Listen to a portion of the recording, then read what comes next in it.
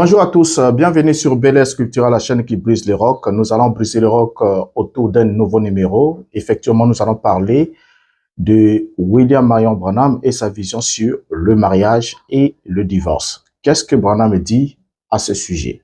Mariage, divorce, remariage, polygamie, concubinage, ce sont des éléments qui font aujourd'hui la une dans le monde du message du temps de la fin, puisque nombreux sont ceux qui sont opposés à ce qui s'est passé récemment, notamment en Bandaka, là où le pasteur Mobonga Lobo Miché a organisé un jubilé dans son tabernacle et au cours de ce jubilé, il a tenu des réunions ministérielles et il a démontré que, en dehors de la polygamie, qui est l'élément central révélé dans le message du mariage et le divorce, il y a aussi le concubinage, parce que vous savez très bien avec moi que on ne peut pas parler polygamie sans parler concubinage, parce que les deux éléments vont effectivement ensemble. Alors donc, avant que nous puissions entrer dans le vif du sujet, savoir qu'en est-il réellement de la vision de William Branham sur la polygamie? Est-ce une révélation divine ou encore un plagiat? Et quelle est la conséquence de cet enseignement qu'il a apporté dans son mouvement? Mais avant de continuer, suivons d'abord cette introduction avec le pasteur Mobonga sur les réponses qu'il donne aux questions qui lui sont posées sur les débouchés et les intentions spécifiques de sa réunion ministérielle sur la question du concubinage. Suivant. Pasteur, permettez que nous vous posions des questions telles que nous les avons reçues. Comment le pasteur Michel Mobonga peut inviter les serviteurs de Dieu pour leur apprendre comment vivre la débauche dans leur vie de mariage? Voilà. C'est exactement l'absence du brin de spiritualité. Il appelle les concubinages bibliques, il appelle cela débauche. L'auteur de cette question, il est congolais. Il ne veut pas être juif. Parce qu'il veut comprendre la concubine, la femme concubine, à la manière des Aïrois des Congolais. Ici, nous sommes en Israël. Lorsqu'on dit que Salomon avait 300 concubines, Salomon ne vivait pas dans la débauche. Vous comprenez un peu? Salomon ne vivait pas dans la débauche. Parce que Dieu ne peut pas honorer la prière d'un homme qui vit dans la débauche. Salomon a construit le temple et il était polygame. Il a prié, Dieu a écouté, il est descendu dans le temple. Il avait 300 concubines. C'est sa femme. Il ne vivait pas dans la débauche. Que ses frères, là, l'auteur de la question, puissent prier pour que Dieu l'amène à la compréhension. Alors, il n'est pas le seul. C'est ce qu'il a dit là, parce qu'il n'est pas le seul. Il n'est pas le seul. Les gens confondent, ils y pensent toujours que le concubinage de la Bible, c'est l'air makango, l'air débauche ici, dans les pays non juifs. Le concubinage en Israël, je l'ai expliqué, ce n'est pas de la débauche. C'est une forme du mariage, d'avoir une femme. Ce sont les femmes avec lesquelles Jacob vivait selon les droits coutumiers. C'est Branham qui prêche. Et laissez-moi, je suis allé jusqu'à dire que ce n'est même pas Branham qui a prêché. Ils disent d'un bout à l'autre, c'est Dieu qui a prêché. Il a fallu qu'il descende sous la forme d'un entonnoir. La nuée est descendue 2 fois. Les gens ne comprendront pas. Pourquoi la nuée est descendue la 2e fois, en 1965? Elle n'a pas été photographiée. Pourquoi la forme de l'entonnoir? Toutes ces questions. Si les gens ne creusent pas, ils lisent la parole de Dieu comme un journal. Oh, l'ange, la colonne de feu descendait sous la forme d'un entonnoir. Pourquoi l'entonnoir? Pourquoi est-il descendu? Même l'école a fait sortir les enfants pour observer comment Dieu était en train de révéler à Branham le secret du mariage et du divorce. Branham me dit, c'est en ce moment-là qu'il m'a montré toutes les vérités concernant le mariage et le divorce.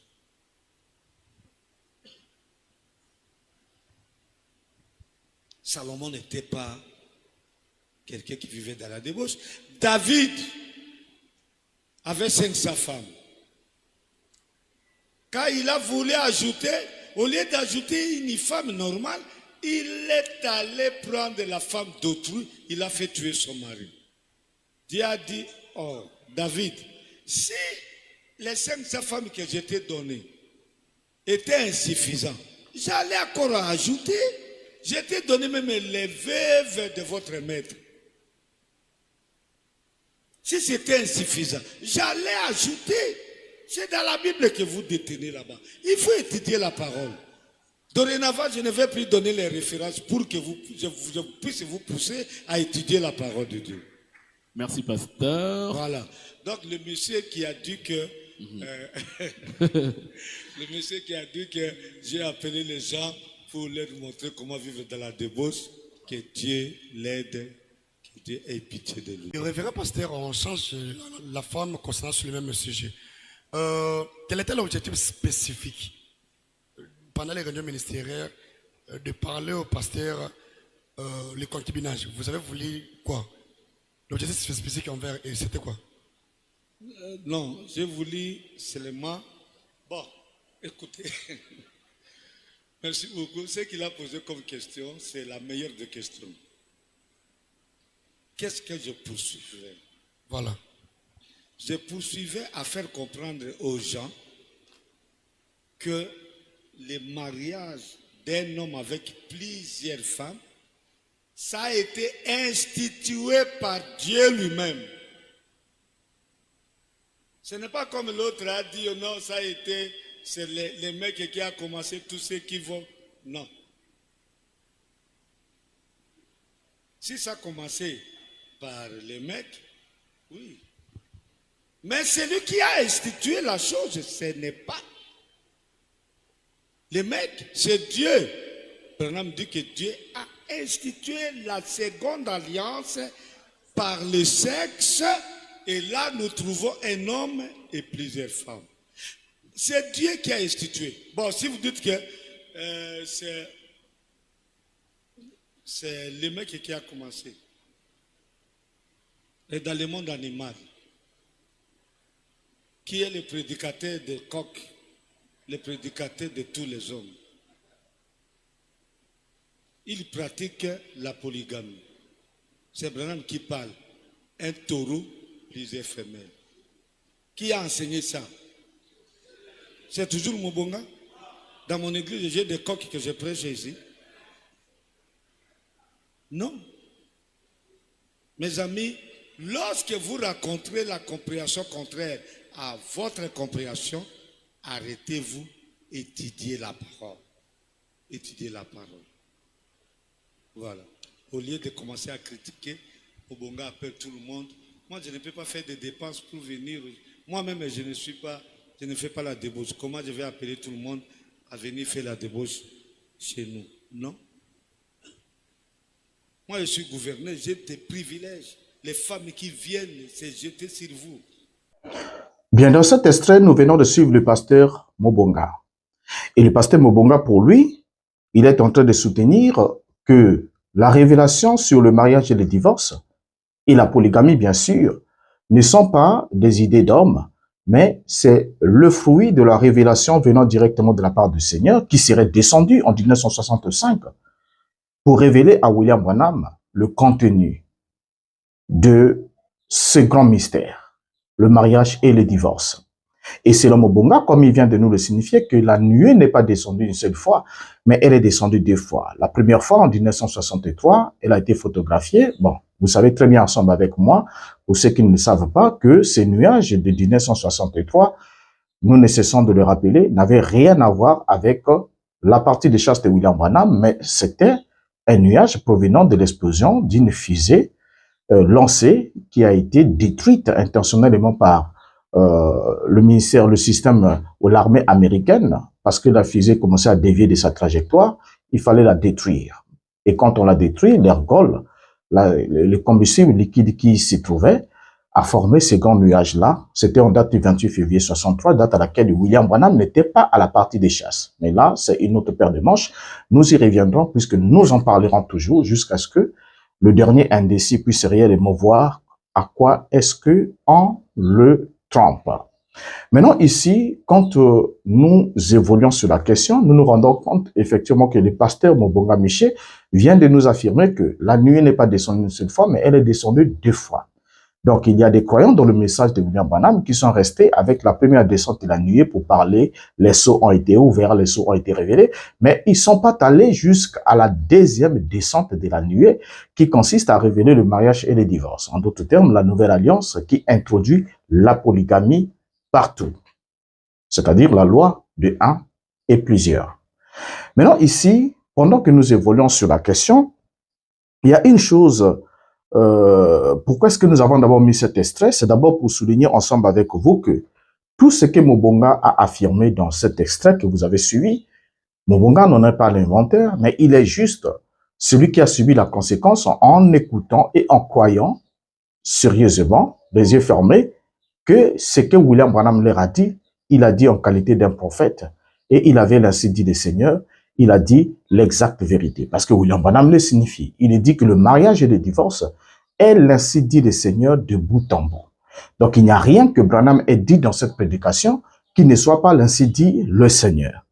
Alors, lorsque nous suivons ici, nous nous rendons compte que Mobonga fait porter le chapeau sur William Branham. Parce que pour lui, s'il est arrivé là où il est arrivé, c'est parce qu'il a cru en Branham et que Branham les a conduits par cette voie-là et les a emmenés sur cette dimension. Ainsi, si le pasteur Mobonga fait porter le chapeau à William Branham, c'est parce que William Branham a déclaré que ce qu'il a enseigné est le produit d'une révélation divine. Et ça, je n'aimerais pas qu'on parle sans lui. Nous allons prendre le temps que cela nous prendra de prendre d'abord ce que dit William Branham, ensuite vous démontrer la source du plagiat de cette doctrine et de la polygamie, notamment la nouvelle alliance, l'alliance du sexe. Et en fait, nous allons aussi revenir sur William Branham et voir exactement quelle est sa lecture avant de pouvoir faire l'analyse sur cette doctrine vis-à-vis de ce que dit la Bible. Lisons d'abord William Branham dans cette prédication. C'est le lever du soleil prêché le 18 avril 65, le paragraphe 12. Qu'est-ce que Branham dit? Et alors, c'est là qu'il m'a parlé et m'a dit, les 7 sceaux vont être ouverts, les 7 mystères, les mystères en 7 points de la Bible, qui avaient été cachés depuis la fondation du monde, vont être révélés. Et nous, bien que nous soyons un modeste petit groupe de comparaison, en comparaison du monde entier, nous avons bénéficié de ces bénédictions d'entendre ces mystères. Le mariage, le divorce, la sémence du serpent, toutes ces différentes questions nous ont été entièrement révélées, non par l'homme, mais par Dieu lui-même qui a dévoilé ces 7 mystères, ce qu'était l'Église, qu'elle était en Christ au commencement et qu'elle serait révélée au dernier jour.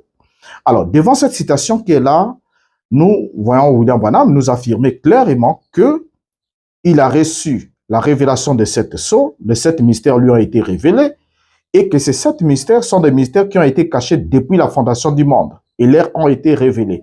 Donc, ils ont été un petit groupe privilégié à entendre la révélation de ces mystères et à bénéficier de ces bénédictions en écoutant ces mystères. Alors, selon William Branham, il dit que le mariage, le divorce, la sémence du serpent, toutes ces différentes questions nous ont été entièrement révélées.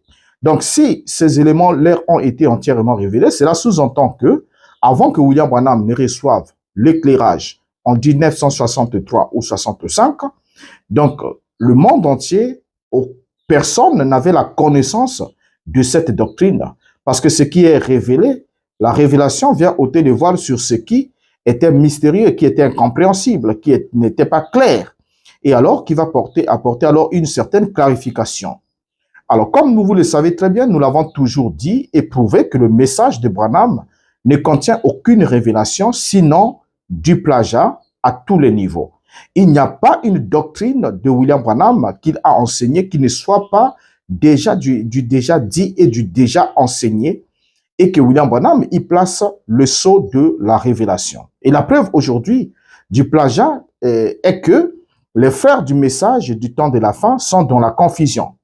Et pourquoi est-ce qu'ils sont dans la confusion? Ils sont dans la confusion parce que Branham n'a pas laissé un message, mais Branham a laissé des messages. Le fait d'avoir eu plusieurs sources et d'avoir déclaré une chose et son contraire à la fois, William Branham a laissé un message confus. Ce qui fait que lorsque on parle de la confusion, parce que tout ce qu'il y a dans le message de Branham, c'est la confusion. Vous savez que la confusion, c'est l'un des éléments qui a caractérisé la chute de la tour de Babel. Lorsque Dieu a arrêté l'entreprise humaine à la tour de Babel, il y a eu la confusion des langages pour que ces derniers ne se mettent plus ensemble et qu'ils ne construisent pas ensemble.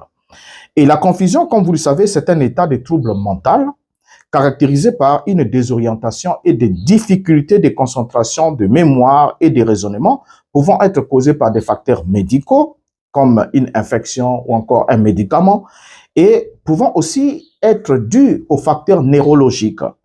Et le mot même confusion désigne au fait le fait de prendre une chose pour une autre, donc ça veut dire une méprise ou encore un désordre général, un brouhaha, un chaos, quelque chose de ce genre, ou encore un embarras gêné. Et dans le sens spécifique en droit, par exemple, on parle de la fusion de droit et en politique, on parle du désordre. Et tout ça, c'est ce qui caractérise ce qu'on appelle la confusion et c'est ça qui est relative au message de William Branham. Vous allez le découvrir, en tout cas, ne zappez pas, allons ensemble avec vous. Alors déjà, lorsqu'on parle du désordre qui règne dans la conviction des croyants du message du temps de la fin, le désordre est un mélange indistinct. Un mélange indistinct, c'est-à-dire un manque de clarté. Ce qui fait que, étant donné qu'il y a un manque de clarté, il y a un désordre. Cela fait que chacun puisse aller dans un sens, un autre dans un autre, un autre dans un autre. Pourquoi? Parce que Branham ne leur a pas montré le chemin. Parce qu'il n'a pas pu leur montrer le chemin. Vous voyez? Et du coup, chacun emprunte la voie selon sa compréhension de la lecture du message de William Branham. Alors maintenant, c'est que l'on oublie souvent sur la question de la polygamie.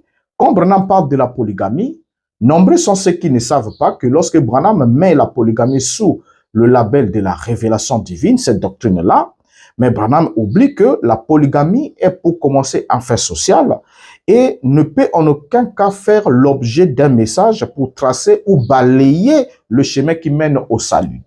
Donc, on ne voit pas pourquoi est-ce que les hommes déjà se mariaient. Le mariage plural a existé avant William Branham. Il y a eu des hommes qui l'ont pratiqué. Et même au niveau de l'Église aux États-Unis, comme vous allez le découvrir tout à l'heure, il y a eu des gens qui l'ont enseigné, qui l'ont prêché avant William Branham. Et Branham n'a rien dit de spécifique, qui n'a jamais été dit avant que lui n'arrive avec sa prétendue révélation.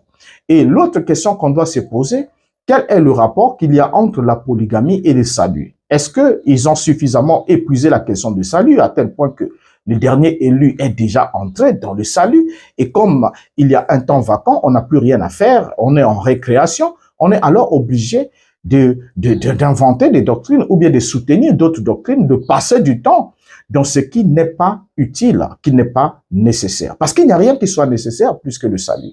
À moins que nos amis du croyant du message du temps de la fin soient déjà conscients que la question du salut ne se traite pas dans le message de William Branham. Et étant donné que la question du salut ne se traite pas, alors toutes les autres questions remplies de futilité vont faire alors leur attraction. Parce que là où sera le cadavre, le corps mort, là s'assembleront effectivement les aigles. Alors quand Branham, avant de s'en aller, a demandé d'abord aux croyants de tout brûler. Il leur a demandé de brûler tout ce qu'ils mangeaient même aujourd'hui dans la prédication de l'enlèvement. Il dit parce qu'il y a un nouveau message qui vient. Mais Branham est malheureusement mort sans avoir présenté le nouveau message. Et ce qui est clair que William Branham a laissé un peuple sans message. Il a laissé juste un ensemble de plagiats. Et cet ensemble de plagiats sème aujourd'hui la confusion dans les tabernacles du message du temps de la fin. Parce que les gens ne savent plus qu'est-ce qu'il faut prendre, qu'est-ce qu'il ne faut pas prendre. Alors, que le soi-disant message de Branham soit rempli de confusion aujourd'hui, le fait est dû au fait que William Branham n'a pas laissé un message, mais William Branham a laissé des messages qui sont le syncrétisme de plusieurs plagiats qu'il a fait par-ci, par-là, Il les a tous mis ensemble sans voir si cela pourrait concorder ou n'est pas concordé. Ce n'était pas son affaire. De toute évidence, il ne savait pas qu'aujourd'hui, on devait avoir la possibilité de rassembler tous les sermons qu'il a prêchés et de les écouter de façon générale. Et Branham ne le savait pas. Il ne savait même pas qu'il y aurait Internet qui viendrait pour qu'on retrouve tous ces sermons, qu'on puisse les lire à volonté. Maintenant, aujourd'hui, là, on se retrouve devant une évidence. L'évidence est laquelle? C'est que nombreux dans le monde du message du temps de la fin ne savent pas que la polygamie qui aujourd'hui fait beaucoup de bruit dans le monde du message, est d'abord une ordure récupérée par William Branham dans la poubelle des Mormons. Je parle bien d'une ordure. Donc William Branham s'est comporté comme un ébroueur qui revisite les poubelles des systèmes religieux et qui pioche à l'intérieur de ces poubelles des choses qu'il va appeler le message. Et vous savez, et comme l'avait dit son fils Joseph Branham une fois, je me souviens, il a dit que lorsque les enfants sont affamés, ils peuvent même manger dans une poubelle. Et Branham aussi l'affirme, parce que quand le besoin et la nécessité s'imposent, alors on n'a pas le choix. Et William Branham, sachant que il avait fait un message, il avait déjà rassuré un peuple qu'il devait avoir un message, et Branham, attendant un message qui ne venait pas, Branham a voulu anticiper en procédant par le plagiat. C'est ce qu'il a toujours fait. Même la révélation de cette source, c'est du plagiat. Et maintenant, nous allons démontrer que le mariage et le divorce, c'est aussi du plagiat. Alors, serrez vos ceintures parce que nous allons partir dans le méandre des choses les plus complexes que vous n'avez jamais entendues jusqu'ici en ce qui concerne le message de William Branham sur cette question du mariage et du divorce. Alors, pour le grand public, lorsqu'on parle du mormonisme, de l'Église des Saints des derniers jours ou des Mormons, le grand public ne peut pas admettre aujourd'hui que les Mormons ou les Saints des derniers jours soient un peuple qui est polygame, qui soit polygame. En tout cas, les gens ne vont pas l'admettre, surtout les nouveaux croyants aujourd'hui, faisant partie de cette assemblée de l'Église des Saints des derniers jours, de Joseph Smith. Ils vont pas accepter que la polygamie ait été ou soit en quelque sorte une doctrine qui a fait son parcours, a séjourné dans l'Église des Saints des derniers jours. Alors, notons ensemble en effet que l'Église des Saints des derniers jours a aboli, ça ne fait pas longtemps, ils ont aboli officiellement ou suspendu officiellement la pratique de la polygamie en l'an 1890. Maintenant, nous sommes obligés de retourner un peu dans la petite histoire pour que vous compreniez que quand l'Église des Mormons, en l'an 1890, jette la polygamie dans la poubelle, William Branham, en qualité de bon ébroueur, puisque vous savez très bien que les vautours, comme les aigles, ne sont attirés que vers le corps mort, c'est-à-dire comme les mouches qui sont attirées vers les poubelles, les immondices, comme ils sont attirés vers les mauvaises odeurs, et tout et tout. Alors, William Branham est attiré et William Branham récupère. Nous avons déjà un numéro où nous avons parlé de William Branham sur les traces de Joseph Smith. Comment William Branham a essayé un peu d'établir un parallélisme entre lui et Joseph Smith, en établissant un parallélisme entre lui et l'appel de Joseph Smith. Tout ce que Joseph a dit, l'appel de l'ange, la commission pour préparer la seconde venue de Christ, tout ça là, William Branham l'avait repris de la même manière. Vous voyez? Mais là n'est pas notre sujet aujourd'hui. Maintenant, nous sommes sur la question de la polygamie. Déjà, pour savoir, le groupe polygamiste qui sont nombreux dans les États-Unis, dans les États de montagnes rocheuses, sont plutôt ceux qui ont été excommuniés par l'Église mormone de Salt Lake City. Et il n'est donc pas juste de percevoir les Mormons actuels comme étant un peuple, une société polygame, parce que les Mormons actuels n'acceptent plus la polygamie depuis l'an 1890. Mais qu'est-ce qui s'est-il passé avant l'an 1890? C'est précisément le 12 juillet 1843 que Joseph Smith, que voici, le fondateur et le premier président de l'Église des Mormons, a reçu une révélation ordonnant le mariage plural.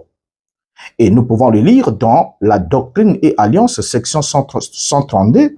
Il nous est rapporté comme suite. Révélation donnée par l'intermédiaire de Joseph Smith. Le prophète à Novo, Illinois, mise par écrit le 12 juillet 1843, relative à la nouvelle alliance éternelle, y compris l'éternité de l'alliance du mariage et le principe du mariage plural. Bien que la révélation ait été mise par écrit en 1843, il paraît évident que le prophète connaissait déjà certains des principes se rapportant à cette révélation. Verset 1er, il est dit, en vérité, ainsi, donc le premier paragraphe de ce chapitre, ou le premier verset de cette section, il est dit, en vérité, ainsi te dit le Seigneur. À toi, mon serviteur Joseph, puisque tu m'as consulté pour savoir et comprendre en quoi, moi, le Seigneur, j'ai justifié mes serviteurs Abraham, Isaac et Jacob, ainsi que Moïse, David et Salomon, mes serviteurs, à propos du principe et de la doctrine qui leur permettait d'avoir beaucoup d'épouses et de concubines. Verset 2. Voici, je suis le Seigneur ton Dieu, et je vais te répondre à ce sujet. Verset 3. C'est pourquoi, prépare ton cœur à recevoir les instructions que je suis sur le point de te donner et y obéir. Car tous ceux à qui cette loi est révélée doivent y obéir. Verset 4. Car voici, je te révèle une nouvelle alliance éternelle. Et si tu ne respectes pas cette alliance, tu seras damné, car nul ne peut rejeter cette alliance et recevoir la permission d'entrer dans ma gloire. Donc là, nous avons prétendument Jésus qui est en train de se révéler à Joseph Smith. Qu'est-ce qu'il révèle à Joseph Smith dans ce document, qui est un document qui n'est pas moindre, Doctrine et Alliance, section 132, nous voyons ici Jésus qui répond à Joseph Smith, son prophète, au sujet de l'interrogation qu'il avait de pourquoi est-ce que Dieu avait permis que Abraham, Isaac, Jacob, Moïse, David et Salomon, ces serviteurs-là, soient des polygames. Maintenant, ici, son Dieu est en train de répondre. Regardez bien, quand vous suivez déjà progressivement, vous qui avez la connaissance du message de William Branham sur la prédication mariage et divorce, vous vous rendez déjà compte qu'il y a beaucoup d'éléments de similitude entre la déclaration de Joseph Smith ici et la déclaration de William Branham dans le mariage et le divorce. Remarquez bien, ce qui attire notre attention, c'est quoi? Dieu est en train maintenant de révéler à Joseph Smith pourquoi il y avait le principe et la doctrine qui permettaient à ses serviteurs autrefois d'avoir beaucoup d'épouses et de concubines. Soulignez les deux éléments, d'épouses et de concubines. Maintenant, il lui dit qu'il doit il doit préparer son cœur pour les instructions qu'il est sur le point de lui donner. Et il donne un principe au paragraphe 3, donc au verset 3 au paragraphe 3, il dit « Tous ceux à qui cette loi est révélée doivent y obéir ». Donc, ce qui sous-entend que cette révélation devait être suivie obligatoirement d'une mise en pratique de ce qui a été dit. Ce n'est pas peuvent obéir, mais doivent y obéir. Vous voyez?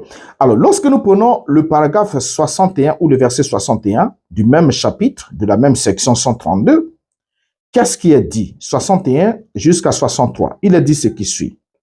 Et de plus, à propos de la loi de la prêtrise, si un homme épouse une vierge et désire en épouser une autre, et que la première donne son consentement, et s'il épouse la deuxième, et qu'elles sont vierges, et n'ont fait de vœux avec aucun autre homme, alors il est justifié. Il ne peut commettre d'adultère car elles lui sont données. Car il ne peut commettre l'adultère avec ce qui lui appartient, à lui et à personne d'autre.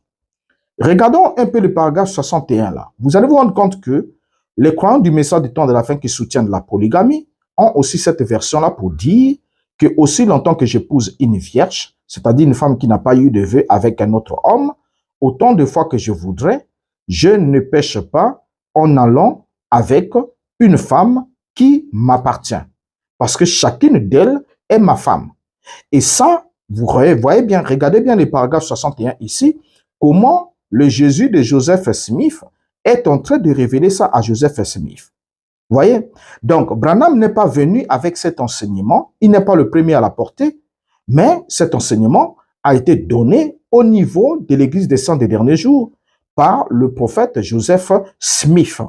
Et ça, bien plus d'un siècle avant la naissance de William Branham. Donc ici, il est dit à cet homme-là que si seulement il veut prendre une autre épouse,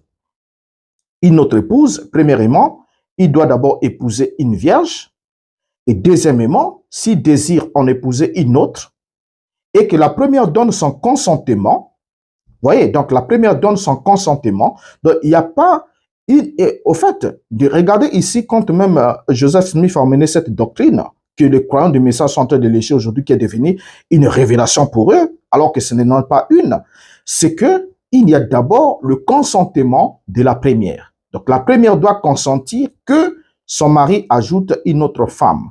Et celle qui doit être ajoutée doit aussi être une vierge. Donc on n'ajoutait que la vierge à la vierge.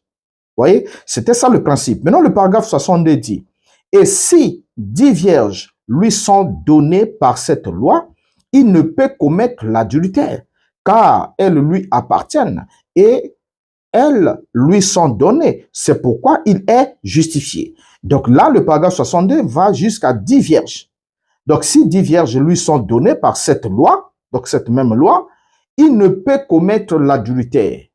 Vous voyez, il ne peut commettre l'adultère parce que elles lui appartiennent et elles lui sont données. C'est pourquoi il est justifié. Au paragraphe 63, il ajoute, mais si l'une ou l'autre des 10 vierges, après qu'elle l'a épousé, va avec un autre homme, elle a commis l'adultère et sera détruite, car elles lui sont données pour multiplier et remplir la terre selon mon commandement et pour accomplir la promesse qui fut donnée par mon Père avant la fondation du monde et pour leur exaltation dans le monde éternel afin qu'elles enfantent les âmes des hommes. Car c'est en cela que se poursuit l'œuvre de mon Père pour qu'il soit glorifié.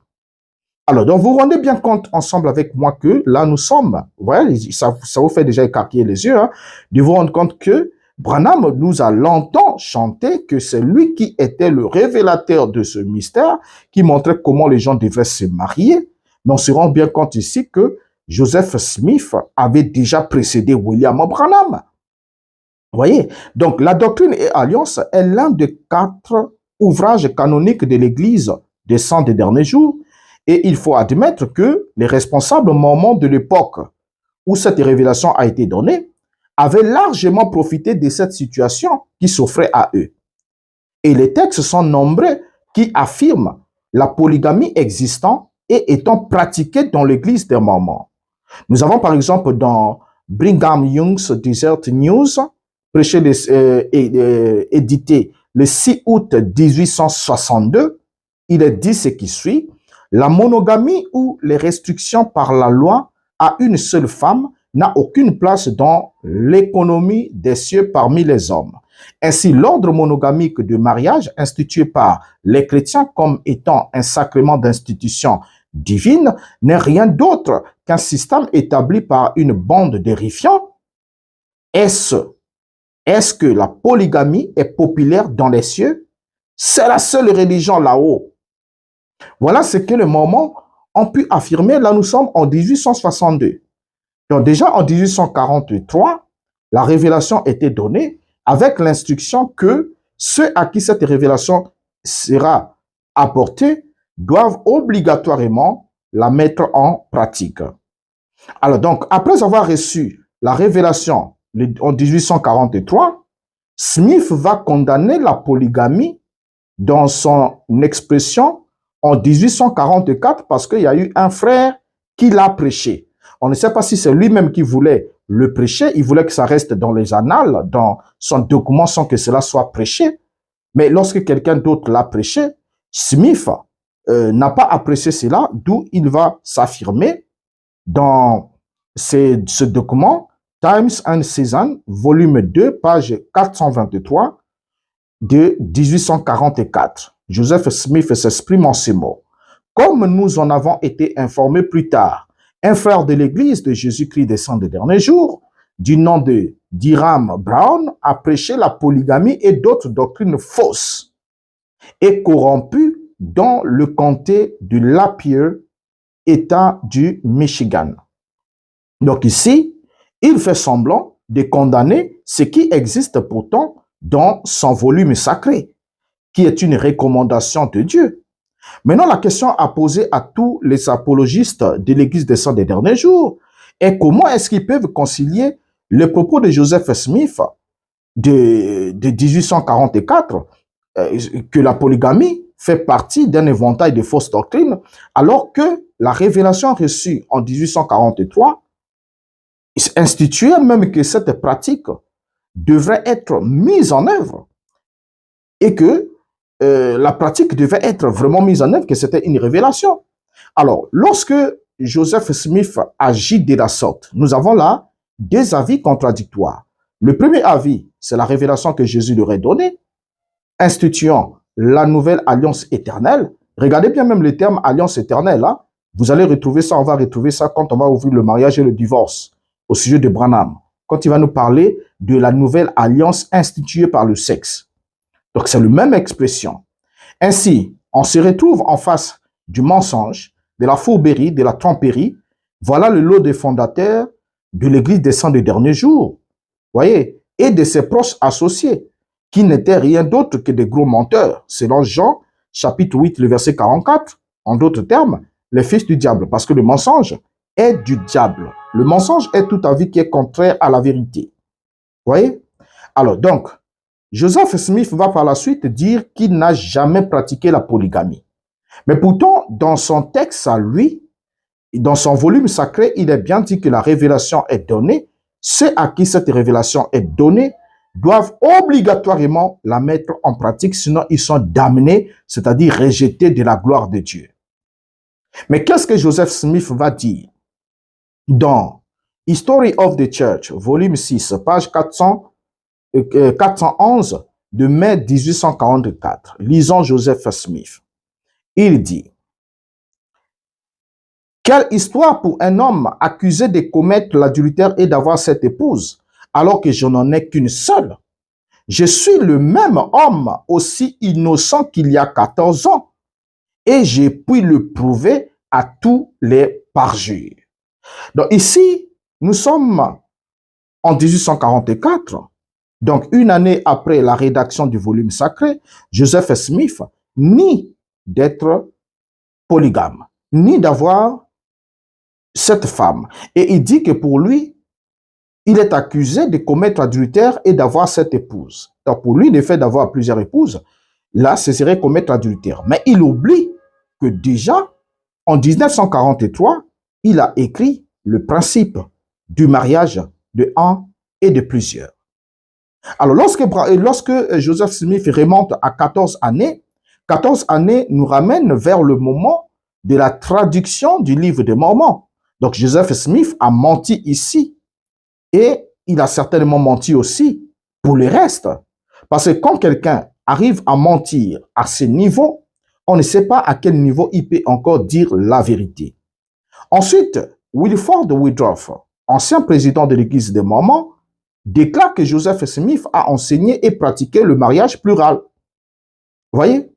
Il va le dire dans Temple Lot Case, page 292. Il dit: Joseph Smith a enseigné le principe du mariage plural, communément appelé polygamie. Et il ne l'a pas seulement enseigné, mais il l'a également pratiqué.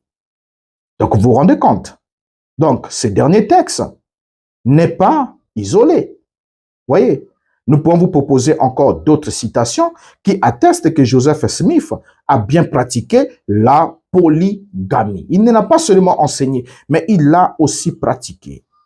Et dans Historical Record, volume 6, page 220 de mai 1887, c'est Joseph Smith lui-même qui s'exprime et qui dit que tous les saints, les derniers jours, sachent que Joseph Smith, le prophète martyr, est responsable devant Dieu et le monde pour cette doctrine, et que toute âme sache que lui et son frère, Urim, ont pratiqué cette doctrine pendant leur vie et jusqu'à leur mort. Voilà ce qu'il dit. Voyez, que tous les saints des derniers jours sachent que Joseph Smith, le prophète martyr, est responsable devant Dieu et le monde. Donc, il apporte la responsabilité devant Dieu et devant le monde pour cette doctrine. Quelle doctrine? La polygamie, pour cette doctrine. Vous voyez bien? Alors donc, les moments de cette époque,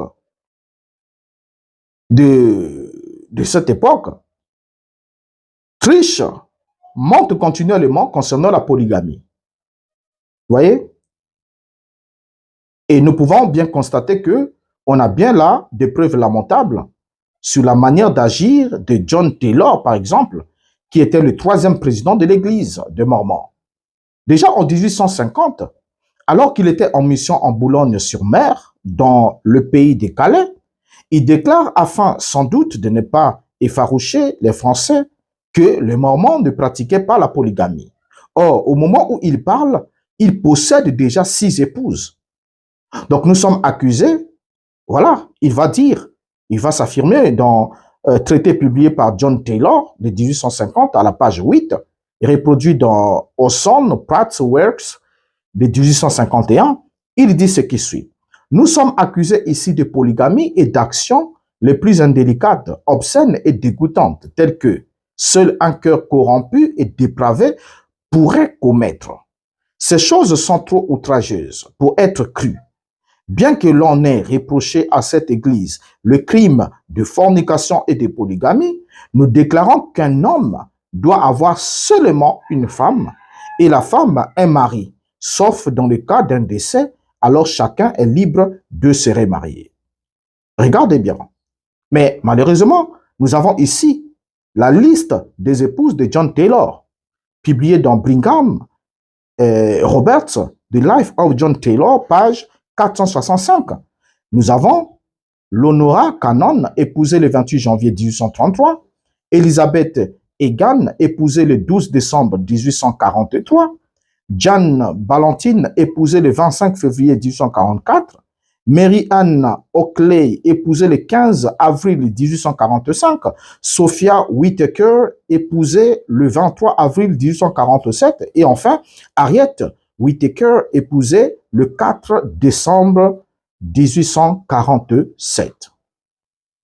Ainsi dit, par la suite, lorsque nous arrivons en 1890, c'est là qu'en 1890, devant la pression de l'opinion publique aux États-Unis et la menace même d'une intervention de l'armée américaine, que Wilford Woodruff, le président de l'Église mormone de cette époque, était obligé de suspendre la loi sur la polygamie.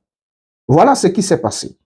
Et à partir de ce moment-là, la pratique du mariage plural était interdite dans l'Église des saints des derniers jours.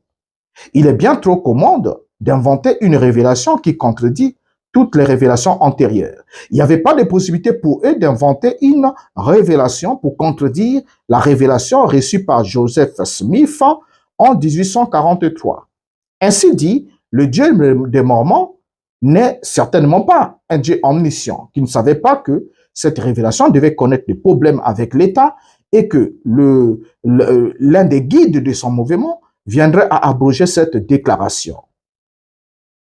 Donc, le Dieu des Mormons a donné une loi en 1843 et cette même loi a été abrogée en 1890. Quelle imprévoyance, n'est-ce pas? Alors, avant cette date de 1890, les responsables des églises des Mormons enseignaient de concert que jamais cette loi, la nouvelle alliance de un et de plusieurs, ne serait jamais abrogée. Ils vont nous le dire. D'abord, John Taylor, dans Journal of Discourse, de volume 20, page 317, il dit « Croyez-vous que nous devions obéir aux lois des États-Unis? Oui, à toutes sauf une. En fait, je ne l'ai pas transgressée. Quelle est cette loi? La loi en relation avec la polygamie. Dieu nous a donné. » Et ensuite, John Taylor ajoute dans toujours le même journal, volume 25, page 309 et 310, il ajoute Dieu nous a donné une révélation concernant le mariage céleste et il voudrait que nous harmonisions ce principe et que nous le changions afin de le rendre acceptable aujourd'hui. Cela, nous ne pouvons le faire. Je ne peux le faire, je ne le ferai jamais. Donc ici, là, John Taylor affirme qu'il ne peut pas changer ça, ce principe-là, sur le mariage plural et qu'il ne va jamais le faire. Et c'est ce même président qui serait à la base même de du manifeste, voilà, qui va arriver à conduire à l'abrogation de cette loi. Donc, le principe de la pluralité. Ensuite, c'est Hébert Kimber, Desert News, dans le 7 décembre 1855, qui ajoute « Le principe de la pluralité des femmes ne sera jamais abrogé. » Et ensuite, nous avons George K. Kennan, dans Journal of Discourses, volume 20, page 276, qui ajoute « Si le principe du mariage plural est divin, comme le saint des derniers jours le disent, alors aucune personne sur terre ne peut le supprimer. » Mais malheureusement, ce principe a été supprimé, ce qui prouve que ce principe ne venait pas de Dieu. Alors, après avoir compris ensemble avec vous ce petit détour que nous avons fait dans le séjour de la polygamie dans l'église des Mormons, allons maintenant voir du côté de William Branham pour démontrer ensemble avec vous, déjà pour ceux qui connaissent le message, vous voyez déjà des grands points que William Branham a pioché, ce qui sous-entendra que la révélation du mariage et du divorce prêchée par William Branham n'est pas quelque chose qui était caché, qui attendait que Branham vienne pour qu'il le révèle avec l'ouverture des sceaux qu'il a plagé chez Clarence Larkin, mais plutôt du déjà dit. Et non seulement du déjà dit, mais aussi du déjà pratiqué. Et non seulement du déjà pratiqué, mais du déjà abrogé et jeté dans la poubelle de l'histoire. Mais Branham, comme toujours, va ouvrir la poubelle des Mormons et va récupérer la polygamie, comme il a ouvert la poubelle des témoins de Jéhovah pour récupérer, je suis Malachie 4. Vous voyez? Et parce que vous savez que chez les témoins de Jéhovah, cela tentait déjà Charles Taze Russell de se déclarer qu'il est le prophète Élie de Malachie chapitre 4. Mais il a été déconseillé pour dire que, écoutez, les Élis ne sont que des Juifs. Ils sont envoyés à Israël. Le pays menacé d'être frappé d'interdit, c'est Israël. Donc ça ne colle pas vraiment avec un nombre de nations que tu es. Alors c'est là que Charles Taze Russell va abandonner les projets de Malachie 4 et va s'accrocher uniquement au projet du 7e messager de l'église de Laodicée d'Apocalypse 10, d'Apocalypse chapitre 3, le verset 14. Vous voyez? Mais William Branham, quand il vient, il récupère ce que Charles Taze Russell avait jeté dans la poubelle et prend aussi ce que Charles Taze Russell a gardé avec lui jusqu'à sa tombe. Parce que même sur le mémorial de Charles Taze Russell, il est bien marqué messager de l'église de Laodicée. La même chose marquée sur la tombe de William Branham. Donc, il n'est pas le premier, il est celui qui vient toujours en second lieu, en quelque sorte, qui profite. Hein, ça dit que, comme lui-même il a parlé, de la robe d'occasion. Maintenant, ici, revenons sur la vision de Branham sur la polygamie. Il est absolument nécessaire que nous puissions faire la lumière sur la vision de Branham sur la polygamie. Pourquoi? Parce qu'il y a une confusion qui règne à propos de la polygamie et que cette confusion est en quelque sorte sémée par William Branham. Il va le dire lui-même. Vous allez le comprendre. Il va le dire lui-même. Ainsi, la polygamie est dans le monde du message considérée par certains croyants comme étant un péché, la vie des cochons, la vie des porcs, mais alors que pour d'autres croyants, ce n'est pas un péché. Et pour ça, nous devons suivre quand même la déclaration de l'un des prédicateurs du message sur sa lecture lorsqu'il a été invité de répondre à une convention en 2015 qui devait se tenir en Mbandaka, là où se tenait la récente convention.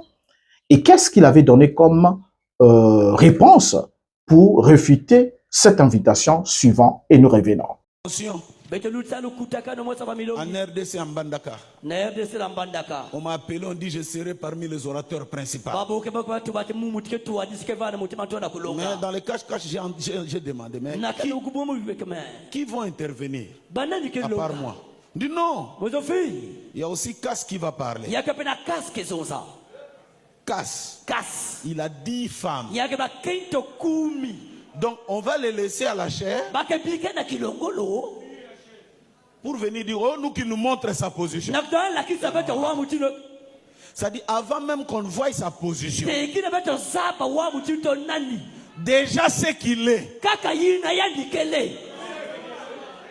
Laissez-moi exagérer, mais dans la parole. Déjà ce qu'il est, adultère,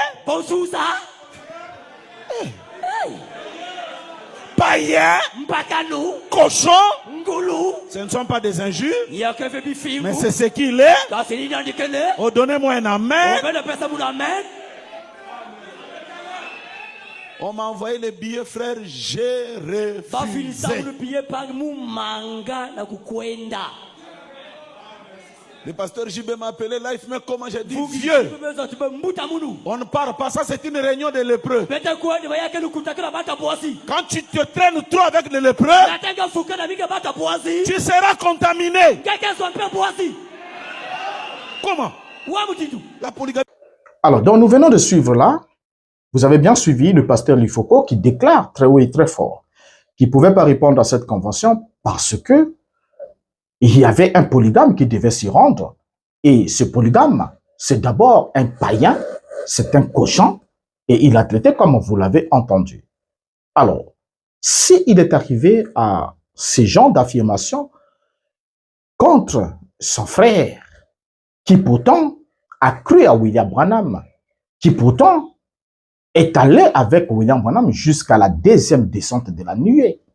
Mais le pasteur Lifoko, lui, il est resté avec William Branham juste à la première descente de la nuée. Ce qui fait qu'il n'est pas allé jusqu'à la deuxième descente de la nuée. Ce qui veut dire que la deuxième descente de la nuée ne l'intéresse pas. Alors là n'est pas notre souci. Mais notre problème ici, c'est lequel? C'est que nous devons prendre alors soin d'exposer quelques citations de William Branham tirées de ses propres prédications de façon graduelle pour voir lequel des deux groupes, ceux qui croient à la polygamie dans le message et ceux qui ne croient pas à la polygamie dans le message, lequel des deux groupes est en accord avec la pensée de William Branham. Et ensuite, nous verrons lequel de ces deux pensées, de la pensée de William Branham, au fait, si cette pensée de William Branham est en conformité aussi avec la parole de Dieu. Alors, nous sommes partis ensemble pour quelques minutes à ce sujet. On commence avec Branham dans la prédication Le Surnaturel, prêché le 29 janvier 1956, le paragraphe 47. Qu'est-ce que Branham dit? L'autre jour, en parlant de la polygamie à quelqu'un, j'ai dit que la nation dans l'ensemble serait meilleure si elle pratiquait la polygamie. Elle le serait. Nous sommes la nation où le taux de divorce est le plus élevé du monde. On se marie et on pratique le mariage mixte. On se marie et on pratique le mariage mixte. Parce que nous cherchons à amener les hommes du monde extérieur à s'accorder avec la doctrine chrétienne. Mais vous ne pouvez pas mettre la nature d'un agneau dans un cochon. La polygamie serait meilleure pour lui.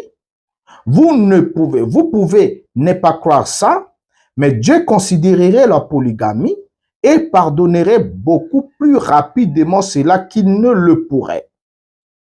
Qu'il ne pourrait. Maintenant, rappelez-vous, n'allez pas dire que je crois à la polygamie. Non!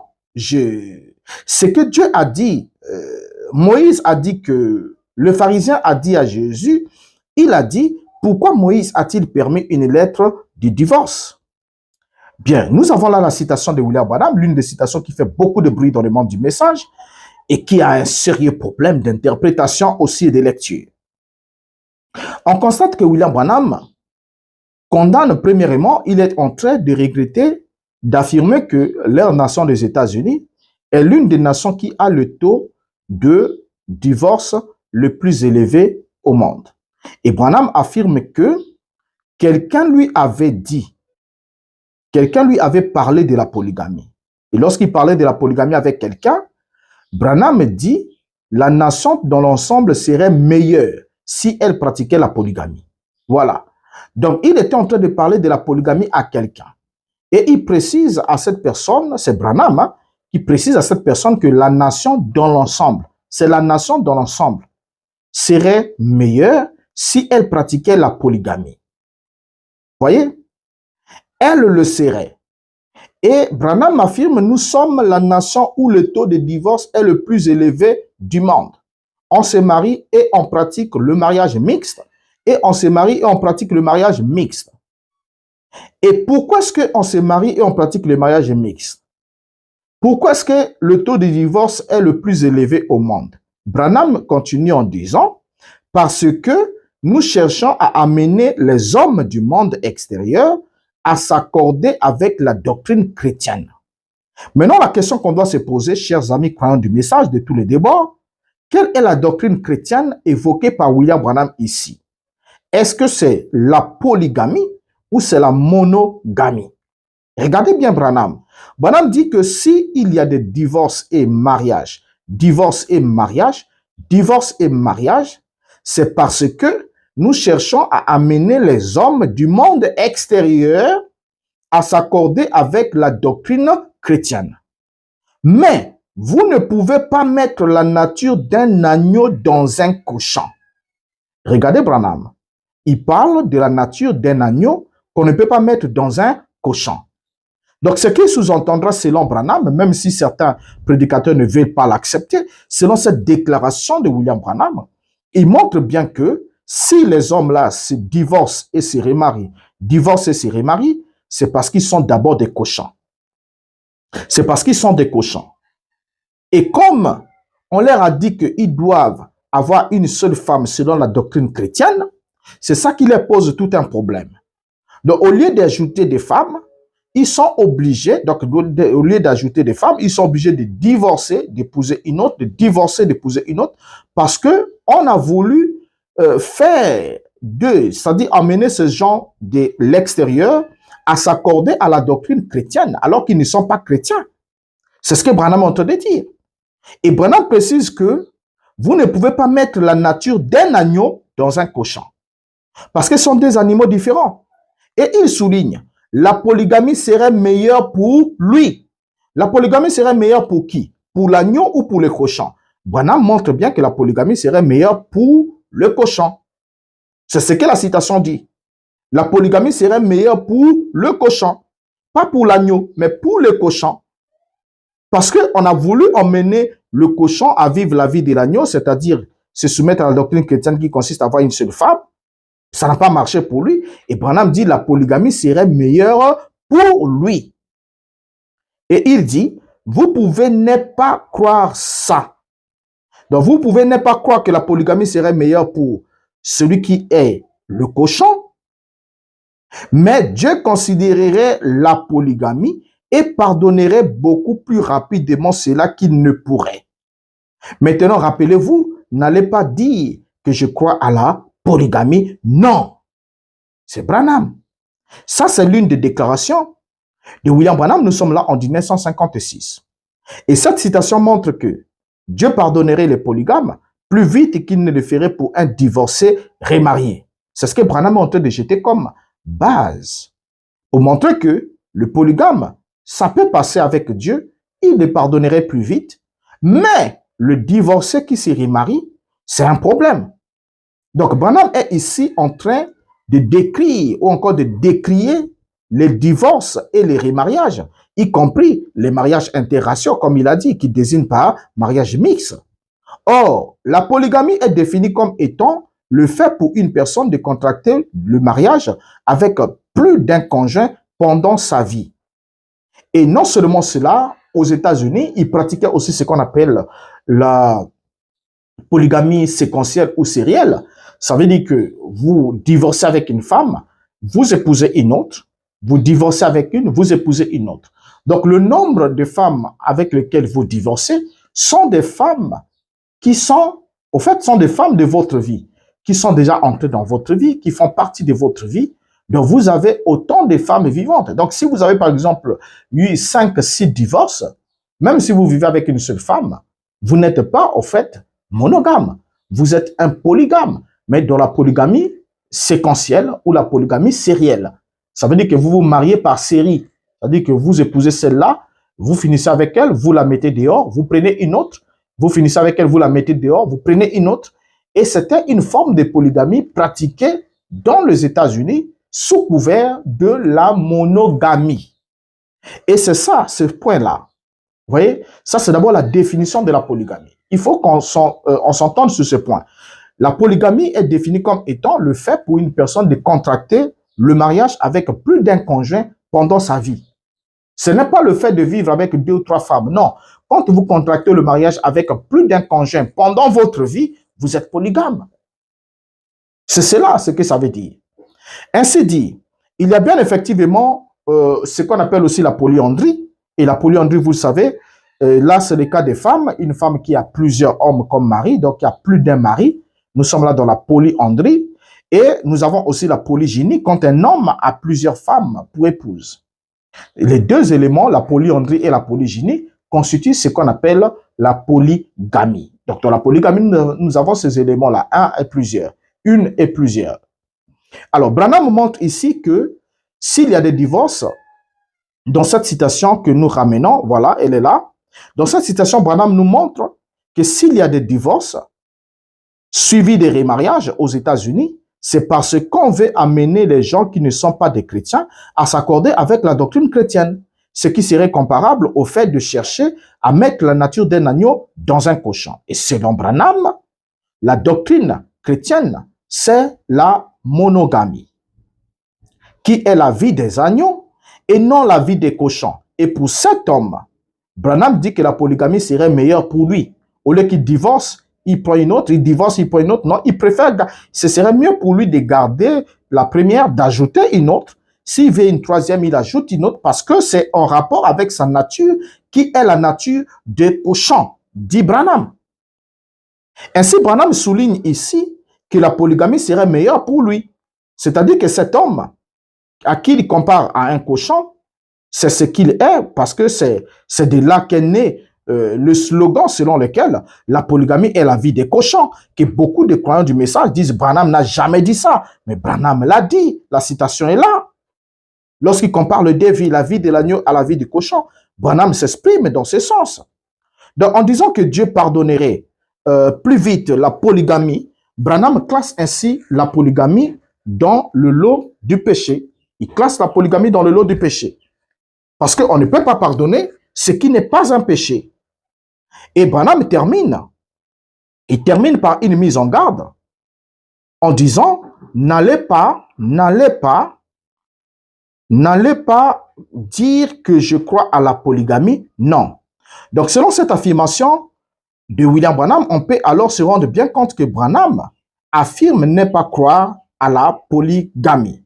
Donc lorsque quelqu'un dit qu'il ne croit pas à la polygamie, Branham dit qu'il ne croit pas à la polygamie, cela sous-entend qu'il n'accepte pas que la polygamie est la parole de Dieu, est la volonté de Dieu, est une doctrine divine, est un enseignement venant de Dieu, et par conséquent, lui ne le croit pas. S'il ne le croit pas, il ne le prêche pas. S'il ne le prêche pas, il ne le pratique pas. Donc, jamais ce que lui ne croit pas être de Dieu deviendra quelque chose de Dieu. C'est Branham qui s'exprime. C'est pas un autre Branham, c'est le même. Et lorsqu'on arrive en 1961, dont Abraham a restauré, prêché le 11 février 61, paragraphe 63, qu'est-ce que Branham nous dit? Il dit, cette nation serait de loin meilleure si elle avait un, je ferais mieux de ne pas le dire, très bien, mais de toute façon, il serait mieux d'avoir 3 ou 4 femmes plutôt que je préférerais me tenir devant Dieu, marié avec 3 ou 5 femmes à mes côtés, plutôt que de m'y tenir avec une seule femme alors que j'avais couru avec celle d'un autre homme. Oui, j'aurais plus de chances devant Dieu. Et cette citation déjà fait parler. Branham ici préfère la polygamie à la monogamie comme palliatif de l'adultère. Donc pour montrer que c'est mieux d'être devant Dieu avec 3, 4 ou 5 femmes, se tenir devant Dieu, marié avec 3, 5 ou 5 femmes à ses côtés, plutôt que de s'y tenir avec une seule femme alors que j'avais couru avec celle d'un autre homme. C'est ça l'adultère. Donc pour Branham, la polygamie est vue comme un palliatif contre l'adultère. En évoquant ainsi la préférence pour lui d'avoir 3 ou 4 ou 5 femmes, Branham pêche contre les Écritures. Parce que la première mention de la polygamie dans la Bible montre que c'est Lémec, descendant de Caïn, qui fut le premier à prendre 2 femmes. Et voici le verset. La Bible dit, Genèse 4, 19. Lémec prit 2 femmes. Le nom de l'une était Ada et le nom de l'autre Tila. Et Abraham aussi, le père de la foi, avait 2 femmes du vivant de Sarah. Vous voyez, selon la proposition que Sarah avait faite, lorsque elle a trouvé que la promesse était faite 10 ans après, le fils ne venait toujours pas, son âge avançait toujours, Sarah était obligée de proposer à son mari de prendre sa femme, selon la loi existant à cette époque-là, de prendre plutôt sa servante Agar. Et Abraham est devenu polygame selon le souhait, par rapport au souhait de Sarai, sa femme. Et il y a aussi Jacob avec Léa et Rachel. Vous savez comment le père de Léa a joué à l'intrigue avec Jacob jusqu'à ce que Jacob se retrouve avec les 2 sœurs, Rachel et Léa, qui par la suite vont lui ajouter aussi les concubines qui étaient leurs servantes. Alors, excepté l'interdiction de l'inceste, l'adultère et l'homosexualité, la Bible interdisait à un homme de prendre, par exemple, la sœur de sa femme du vivant de cette dernière. Lévitique 18, verset 18, « Tu ne prendras point la sœur de ta femme pour exciter une rivalité en découvrant sa nudité à côté de ta femme pendant sa vie. » Et tout comme on ne devrait pas connaître une mère et sa fille, y compris une femme, dans sa période menstruelle. Alors, loin d'établir le principe selon lequel ce qui n'est pas interdit est permis, la Bible permettait à l'homme ou encadrait le cas où un homme avait 2 femmes. Dans Exode chapitre 21, verset 10, il est dit, s'il prend une autre femme, il ne retranchera pour rien la première à la nourriture, il ne retranchera rien pour la première à la nourriture, aux vêtements et au droit conjugal. Et ensuite, Deutéronome chapitre 21, verset 15, affirme en disant, si un homme qui a 2 femmes aime l'une et n'aime pas l'autre, et s'il en a des fils dont le premier-né soit de la femme qu'il n'aime pas, donc vous voyez bien ici ensemble avec moi que dans toutes ces écritures qu'on a lues, c'est plutôt le quota de 2 femmes qui était la pratique usuelle de cette époque. Et nous voyons ensuite les hommes comme Elkana et même David qui avaient 2 femmes avant de pouvoir se laisser emporter par l'ivresse du pouvoir. Dans 1 Samuel 1, verset 2, la Bible dit, il y avait 2 femmes dont l'une s'appelait Anne, il avait 2 femmes dont l'une s'appelait Anne et l'autre Pénina. Pénina avait des enfants, mais Anne n'en avait point. Au sujet de Elkana. Et dans 1 Samuel chapitre 27, le verset 3, David et ses gens restaient à Gath auprès d'Achish. Ils avaient chacun leur famille et David avait ses 2 femmes, Achinoam de Jisraël et Abigail de Carmel, femme de Nabal. Ensuite, dans 1 Chronique 4, verset 5, Archour, père de Tekoa, eut 2 femmes, Eléa et Nara. Et dans 2 Chroniques chapitre 24, le verset 3, Jéhojada prit pour Joas 2 femmes, et Joas engendra des fils et des filles. Alors, même Jéhovah Elohim lui-même, parlant de son mariage, sa relation d'alliance avec Israël, il va utiliser la métaphore d'un mari à 2 femmes, parlant de la Samarie et de la Jérusalem, dans Ézéchiel 23, le verset 2.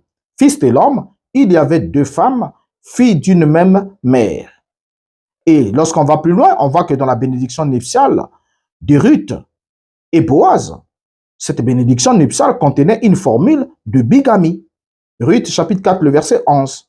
Tout le peuple qui était à la porte et les anciens dirent, nous en sommes témoins, que l'Éternel rende la femme qui entre dans ta maison semblable à Rachel et à Léa, qui toutes les 2 ont bâti la maison d'Israël. Manifeste ta force dans Ephrata et fais-toi un nom dans Bethléem. Et en fait, même dans le Nouveau Testament, on voit un verset qui semble aller dans le sens de soutenir la bigamie dans 1 Corinthiens chapitre 5, le verset 1er, qui dit, on entend dire généralement qu'il y a parmi vous de l'impudicité et une impudicité telle qu'elle ne se rencontre même pas chez les païens, c'est au point que l'un de vous a la femme de son père. Notons bien que le vocable femme de son père n'est attribuable qu'à l'autre femme du père pendant le vivant de la mère.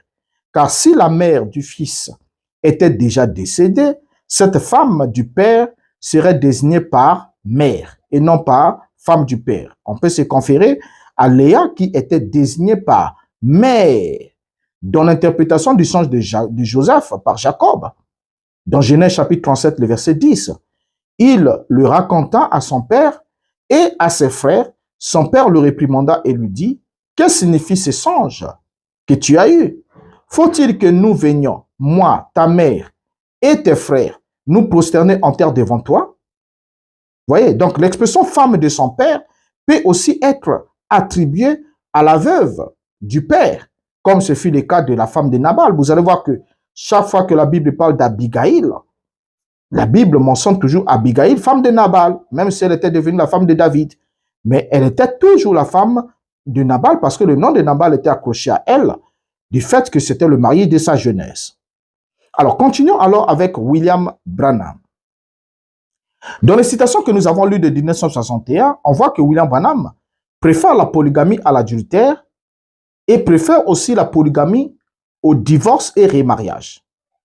Et Branham va ajouter cette citation qui va dire beaucoup pour ceux qui savent lire. Abraham restauré, prêché le 11 février 61, paragraphe 72. Qu'est-ce que Branham affirme? Oh, Abraham dit, maintenant témoigne-moi de la bonté, dis que tu es ma sœur. En fait, elle l'était. Il a dit, dis que tu es ma sœur. En effet, vous voyez, à l'époque, je pourrais en faire mention ici. Si un prédicateur veut à un moment prêcher là-dessus, il pourra parcourir cela dans la Bible. Rappelez-vous, les hommes avaient autant de femmes qu'ils pouvaient en avoir, mais aucune femme ne pouvait vivre avec deux maris en vie en même moment. David en a eu 500, mais aucune d'elles n'avait un autre mari. Je ferais mieux de m'arrêter maintenant même. Voyez, très bien, si seulement il connaissait la vérité là-dessus, cela déchirerait ces églises, c'est vrai. Alors, regardez une chose que j'aime au fait, qui est surprenant. Hein? William Branham parle du fait que si seulement il connaissait la vérité là-dessus, cela déchirerait ces églises. Donc, une vérité qui ne vient pas pour consolider, construire, mais qui vient pour déchirer ces églises. Quelle est cette vérité-là qui est censée déchirer les églises? Regardez bien, Branham qui avance. Là, Branham prêche dans les États-Unis, qui est un pays foncièrement monogamique, où on a eu déjà affaire des problèmes un siècle plus tard, au point de faire même intervenir l'armée si besoin était, pour arrêter la polygamie des Mormons. Et maintenant, ici, Branham dit, rappelez-vous, les hommes avaient autant de femmes qu'ils pouvaient en avoir. Ils avaient autant de femmes qu'ils pouvaient en avoir. Est-ce que c'est vrai? Ce n'est pas ce qui est vrai par rapport aux écritures que nous avons lues. Nous avons vu que la majorité des hommes se limitaient jusqu'à une deuxième. Et excepté ceux qui étaient ivres de pouvoir, allaient jusqu'à avoir un harem. Voilà. Et comme Salomon, comme David et autres. Mais ici seulement, Branham ajoute un mensonge qu'ils aiment toujours répéter, Mobonga l'avait répété aussi, que David avait eu 500 femmes. Non, c'est faux. La Bible ne parle pas de 500 femmes, n'attribue pas 500 femmes à David. Branham l'a ramassé quelque part ailleurs, dans l'une de ses sources de plagiat, sans vérifier, et il a répété à tout bout de champ. David n'a eu que 8 femmes. Il y a eu Michal, Achinoam, Abigail, Maca, Agit, Abital, Egla, ensuite Bethshabée, la femme de Uri.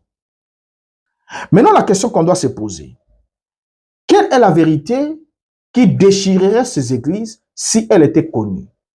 Est-ce que cette vérité qui va déchirer les églises, si elle était connue, c'est laquelle?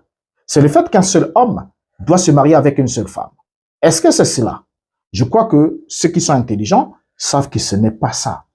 Parce que cette disposition existait déjà.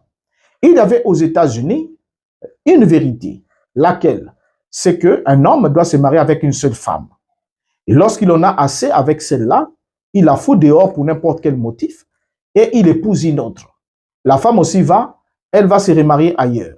Ce qui faisait qu'on se retrouvait avec des gens qui étaient mariés, divorcés, même 5, 6, 20, 30, combien de fois, autant de fois possible. Parce qu'aux États-Unis, on pouvait se marier le matin et la semaine prochaine ou quelques heures plus tard, on peut dissoudre les mariages. Il n'y avait pas un délai à cela. Donc chacun était libre. C'est la nation de la liberté. Mais seulement ici, il y a une vérité que Branham énonce qui dit que si elle était connue, elle déchirerait les églises. Et alors, nous allons avec Branham dans la 70e semaine de Daniel, prêcher le 6 août 61, le paragraphe 209 à 210. Branham dit, les tribunaux de divorce de l'Amérique émettent plus de divorces à cause de nos femmes que tous les autres pays. Dans notre pays, les mœurs et les divorces sont pires qu'en France ou en Italie, où il y a la prostitution dans la rue. Alors, mais elles, ce sont des prostituées. Mais chez nous, ce sont des femmes mariées qui essaient de vivre avec plusieurs hommes. Et plusieurs hommes mariés qui essaient de vivre avec d'autres femmes. 210. Dans le pays où il y a la polygamie, c'est 1000 fois mieux. Pourtant, la polygamie, c'est mal. Nous le savons. Mais c'est juste pour vous montrer comme nous sommes dégénérés. Donc, Branham ici affirme que la polygamie, c'est mal. On met un point d'interrogation. Nous sommes là en 1961. La polygamie, c'est mal.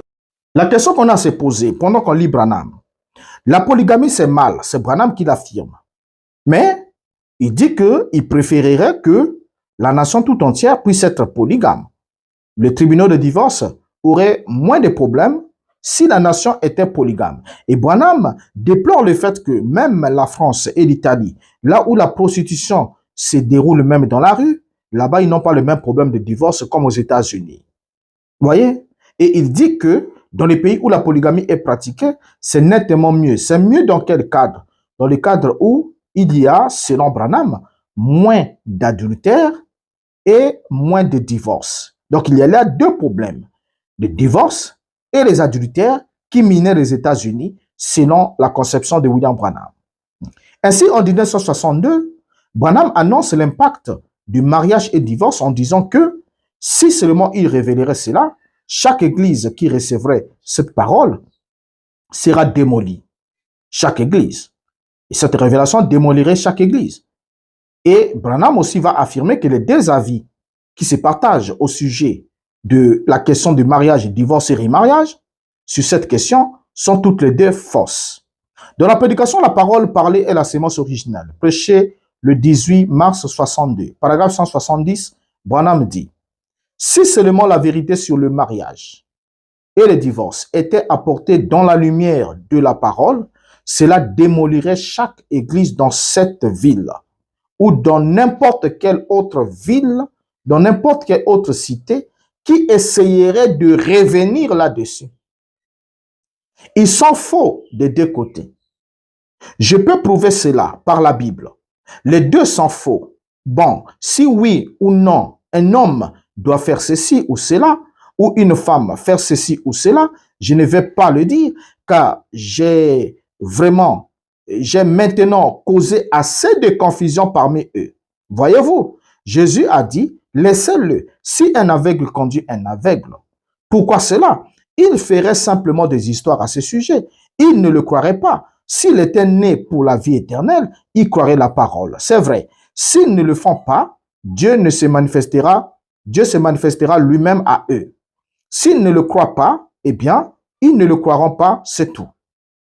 Alors, en regardant cette citation, Branham affirme, comme vous pouvez le voir, que les deux écoles de pensée au sujet de mariage, remariage, mariage, divorce, remariage, ont tous les deux tort. Et Branham dit que si seulement la vérité venait à être citée, cela démolirait chaque église qui essayerait de revenir là-dessus. Donc cela sous-entend quoi? Que la vérité sur cette question est restée en arrière. Revenir, on ne peut pas revenir à quelque chose, on ne peut revenir qu'à ce qui a déjà été. N'est-ce pas? Alors, lorsque Branham évolue en 1964, on va aller chuter. En 1964, dans la question-réponse numéro 1, du 23 août 64, paragraphe 200 jusqu'au paragraphe 201. Que dit William Branham? Maintenant, voici l'une des questions les plus délicates que nous ayons dans ces piles. Et c'est celle qui est la plus posée dans le monde aujourd'hui. Maintenant, écoutez-moi. Et j'ai une raison pour cela. Si j'apportais vraiment à cette église et sur bande ce matin la chose correcte à propos du mariage et du divorce, cela démolirait chaque église du pays qui l'écouterait. Voyez-vous, c'est vrai. 201. Ainsi maintenant, croyez-moi, voici la Bible devant moi. J'ai pour cette question le ainsi dit le Seigneur, les deux côtés qui argumentent en tort. À la fois ceux qui se remarient, à ceux qui étaient mariés et les autres. Et ont tous de tort dans ce qu'ils font. Mais la vérité se trouve au milieu de la route. Je vais faire une bande de telle sorte que, même si quelque chose m'arrivait, les frères puissent alors la faire écouter aux églises après mon départ. Voyez-vous, mais je vais faire une bande là-dessus et vous montrer simplement où cela se trouve. Mais tant que je ne me sens pas conduit par le Seigneur, je ne dirai rien à ce sujet. Toutefois, je sens que pour ces choses, je dois être conduit par le Seigneur, sinon je ferai plus de mal que de bien. Voyez-vous? Donc Branham ici annonce déjà les couleurs en disant que ceux qui se remarient à ceux qui étaient mariés et les autres sont en fausseté. Et Branham aussi affirme qu'ils ont tous des torts dans ce qu'ils font, mais la vérité se trouve au milieu. Alors, examinons ainsi quelques indices du sermon tant entendu au sujet des deux écoles de pensée qui minent le monde ecclésiastique. Dans la prédication, le mariage et le divorce, prêché le 21 février 65, paragraphe 9, nous lisons. Il y a deux grandes écoles sur le sujet. Et s'il y a deux points de vue qui s'affrontent, il faut que soit que l'un des deux soit juste ou qu'aucun des deux ne soit juste. Donc, nous allons essayer de regarder à la parole de Dieu ce matin pour régler cela. À mon avis, si c'est une question qui a trait à la Bible, certainement que la Bible en a la réponse. Ici, Branham annonce les couleurs. Branham montre que les deux écoles de pensée qui s'affrontent au sujet de mariage et de divorce sont toutes les deux fausses. Et il affirme, hein, il dit soit l'un des deux est juste, ou soit aucun des deux n'est juste. Et Branham annonce déjà les couleurs. Là, nous sommes dans le mariage et le divorce. Et le but ici, c'est pour fermer la bouche à ceux qui ne croient pas, qui affirment qu'ils ne croient pas que Branham a prêché la polygamie, a légalisé la polygamie. Ceux-là qui s'arrêtent à la première descente de la nuée, mais qui ne vont pas jusqu'à la deuxième descente de la nuée, qui les introduit, qui les rappelle la deuxième alliance. La deuxième alliance. Voilà, plusieurs. Maintenant, remarquez, après que Branham ait annoncé les couleurs dans cette prédication de mariage et de divorce, lorsqu'il arrive au paragraphe 66 jusqu'au paragraphe 67, que dit Branham? Lisons-le. Bon alors, si tel est le cas, il y a deux écoles de pensée chez nous sur le mariage et le divorce. L'une d'elles donc affirme qu'un homme ne peut se marier seulement une fois à moins que sa femme ne soit morte. Et ça, c'est une des questions. Mais si on se conforme à ça, on va au-delà des bornes. Et l'autre, elle, affirme, oh, si la femme ou le mari, n'importe lequel des deux, a commis un adultère, n'importe lequel des deux peut être répudié et se remarier. Vous vous retrouverez au-delà des bornes avec ça. Paragraphe 67. Alors, vous voyez, ce n'est ni le sud-est, ni le nord-est. Nous voulons aller directement à l'est. En allant dans cette direction-ci, vous manquerez de références bibliques. En allant dans cette direction-là, vous manquez de références bibliques. Ce que nous voulons connaître, c'est l'endroit où l'écriture rejoint l'écriture. et connaître la vérité là-dessus.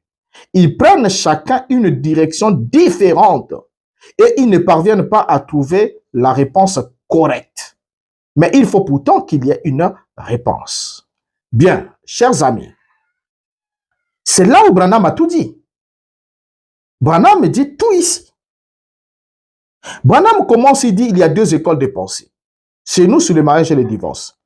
Que dit la première école? Un homme peut se marier seulement une fois, à moins que sa femme ne soit morte. Ça, c'est la première école monogamique. C'est la monogamie. Le fait pour un homme de se marier une seule fois, de ne pouvoir engager aucun autre mariage si la femme n'est pas morte. C'est ça la monogamie. Mais Branham dit, ça c'est une question. Il dit, mais si on se conforme à ça, donc si on se conforme au fait que l'homme doit se marier une seule fois, à moins que sa femme soit morte. Donc ça veut dire qu'à moins qu'introduire l'exception. Donc il faut que la femme meure pour qu'il se marie une seconde fois. Branham dit, si on se conforme à ça, on va au-delà des bornes. Donc on n'est plus dans les Écritures. Et l'autre école dit, si la femme ou le mari, n'importe lequel des deux, a commis un adultère, n'importe lequel des deux peut être répudié et se remarier. Branham dit, vous vous retrouverez au-delà des bornes aussi avec ça. Donc Branham ici, botte en touche la monogamie et botte en touche la possibilité à l'homme et la femme de se remarier après le divorce. Mais non, il nous dit que dans tous les deux cas, vous n'aurez pas de référence biblique. C'est Branham, votre prophète. Alors, quand j'écoute certains qui s'affirment contre les autres qui ont compris ces écritures, comme vous êtes en train de les comprendre, ils ont compris ici que Branham a botté hors du terrain de la parole la monogamie, et Branham a botté hors du terrain de la parole la possibilité de se remarier à l'homme et à la femme après un divorce ou après un acte d'adultère. Alors, vous devez comprendre que vos amis qui sont aujourd'hui polygames ne sont que des croyants de William Branham qui ont suivi William Branham jusqu'à la descente de la deuxième nuée de 65. Vous êtes encore resté à la nuée de 63. C'est là où ça vous pose des problèmes. Mais si seulement vous vous déplacez pour le suivre jusqu'à la seconde nuée, vous verrez. Donc, on note bien que Branham vient ici par ces deux déclarations qui sont devant nous, de dégager sans appel la monogamie et le fait pour chacun des deux conjoints d'avoir le droit de se remarier après un divorce. Ça veut dire que l'un d'entre eux n'a que le droit, l'autre n'en a pas. Ce n'est pas tous les deux. Et dans le premier cas, l'homme se marie une seule fois jusqu'à ce que la femme meure. Branham dit c'est faux. Il va alors montrer par la suite que après le péché, la deuxième alliance fut introduite après la chute et celle-ci mit un point final à la première alliance qui consistait en un seul homme pour une seule femme. Cette alliance-là a pris fin dès que le péché est entré. Ce qui stipulait, on ne va pas parler, lisons Branham. Mariage et divorce, paragraphe 198. Que dit Branham? Jusqu'à 199, jusqu'au paragraphe 200. Lisons attentivement ces passages. Deux alliances, voilà qui a clos le commencement. Voilà qui clôt le commencement. Dont Jésus disait au commencement, il n'en était pas ainsi. On a une autre alliance là. Remarquez, c'est une autre alliance. Maintenant, il y a une alliance pour le produit et une pour le produit dérivé.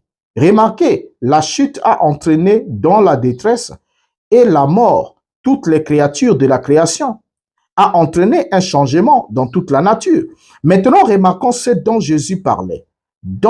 Quand il a dit, au commencement, il n'en était pas ainsi. Maintenant, ce n'est pas au, mais maintenant c'est après le commencement. Maintenant, il y a une alliance double.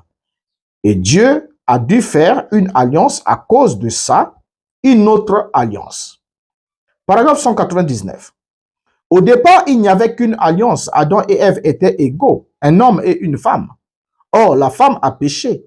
Et qu'est-ce qu'elle a provoqué? C'est ce qui les a tous entraînés dans la mort. Et Dieu a dû faire une alliance à cause de ça, une autre alliance.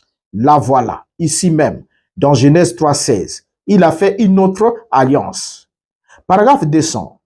Maintenant, le monde doit être repeuplé pas par la création originale de Dieu, comme au commencement, pas par la création originale, mais par le désir sexuel.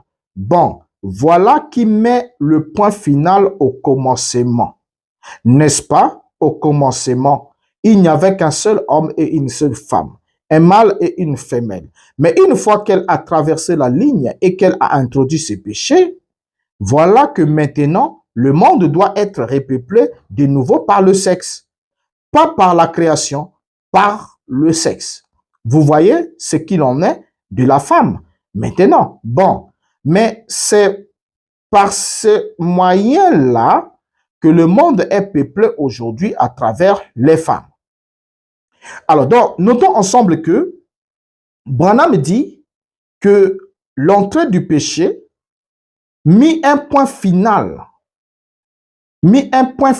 au commencement. Voilà, donc on n'est plus à l'alliance du commencement, là il y avait un homme et une femme, selon Branham. Donc, mis un point final au commencement. Lorsqu'on parle du point final, on ne parle pas d'une virgule, hein? On ne parle pas d'une pause. La virgule ou une pause ou 3 points de suspension. Non, mais on dit bien, Branham dit bien, un point final.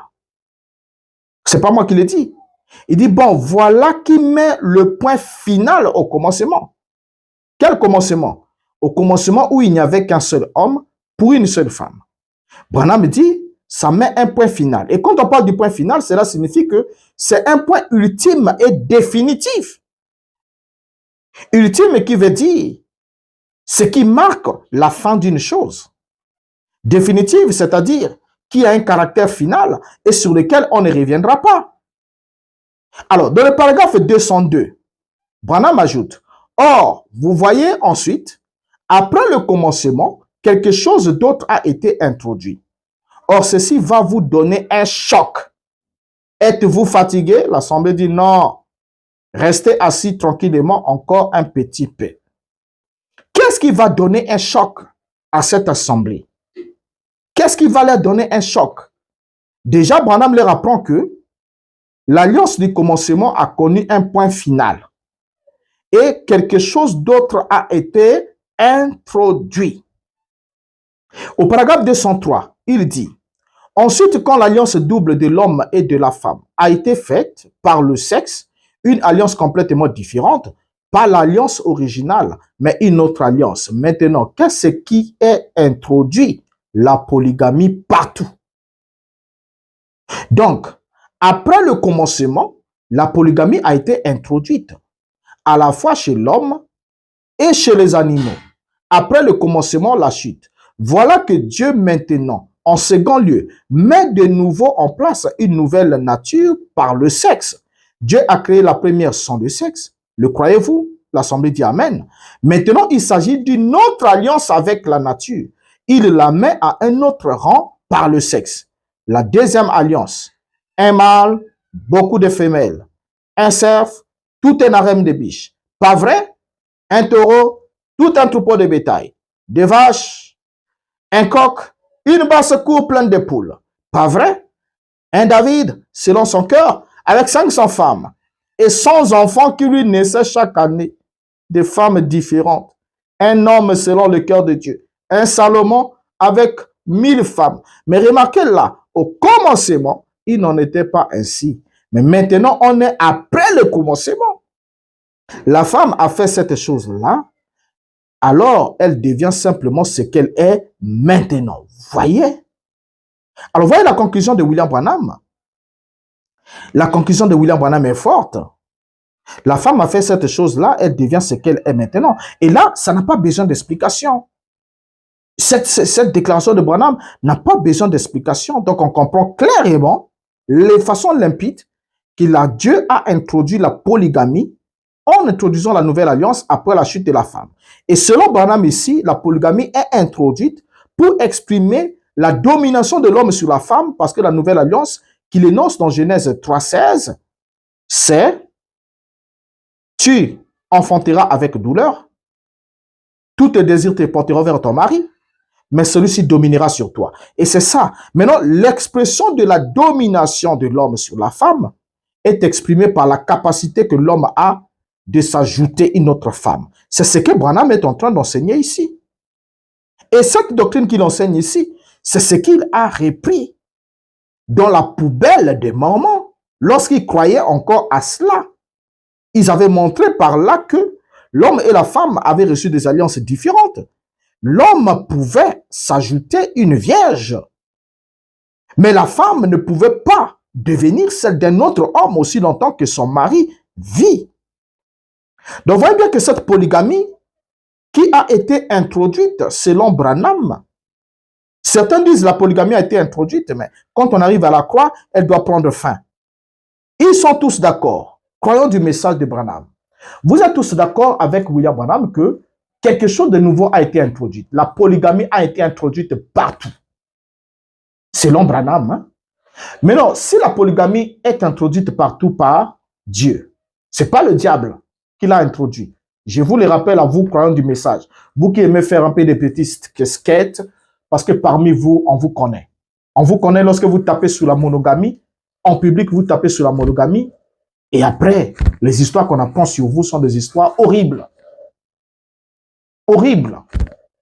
Voilà. Donc, vous savez déjà de quoi je parle.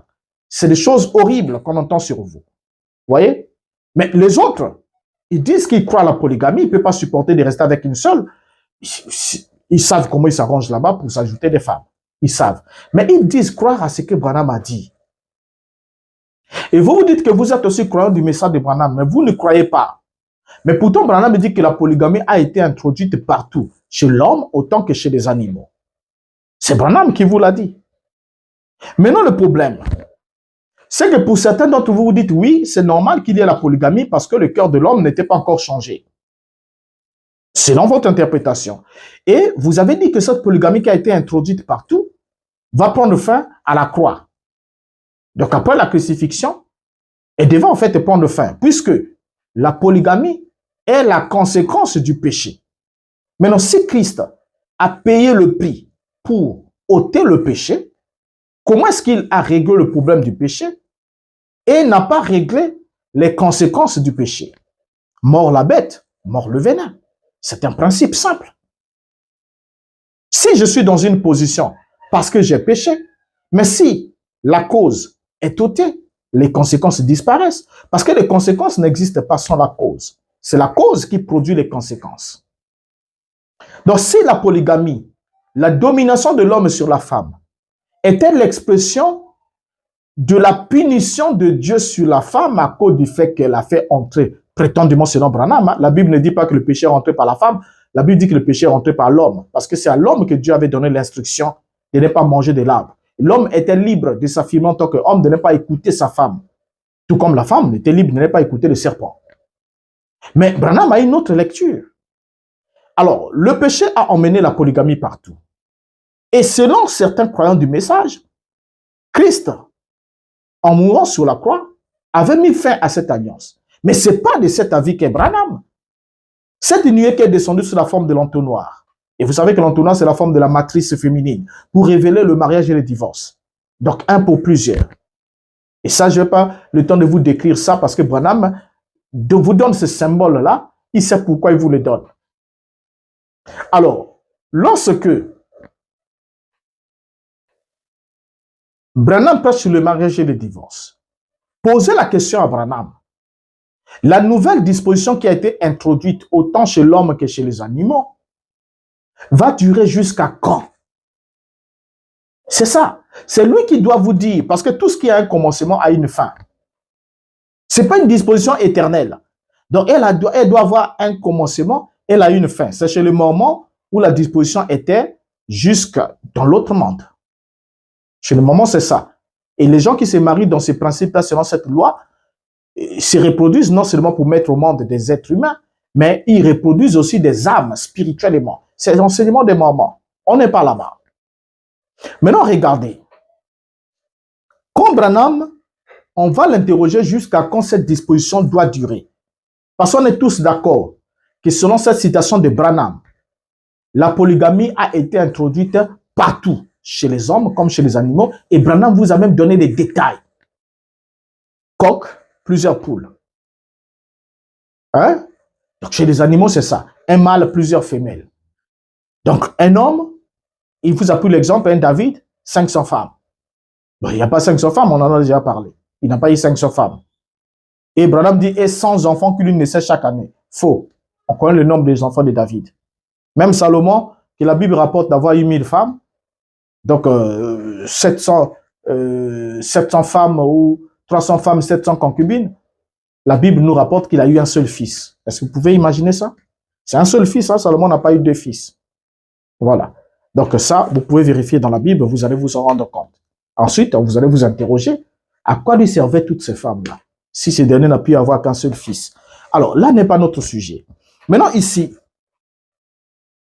cette polygamie introduite devrait demeurer jusqu'à quand, selon Branham? Nous chitons. On a pris déjà assez de temps. Nous chitons là. Mariage et divorce, paragraphe 275. Mais, vous voyez, femmes, vous êtes un joyau. Si vous voulez être un joyau, mais le désir doit venir de vous. Et vous voyez pourquoi la question du mariage et du divorce se posait. Pourquoi Jésus leur a indiqué de retourner en arrière? C'est parce que c'est votre espèce qui a été la cause de tout le péché. C'est pour cette raison que la polygamie et le divorce et tout ont été introduits. La polygamie et le divorce et tout ont été introduits.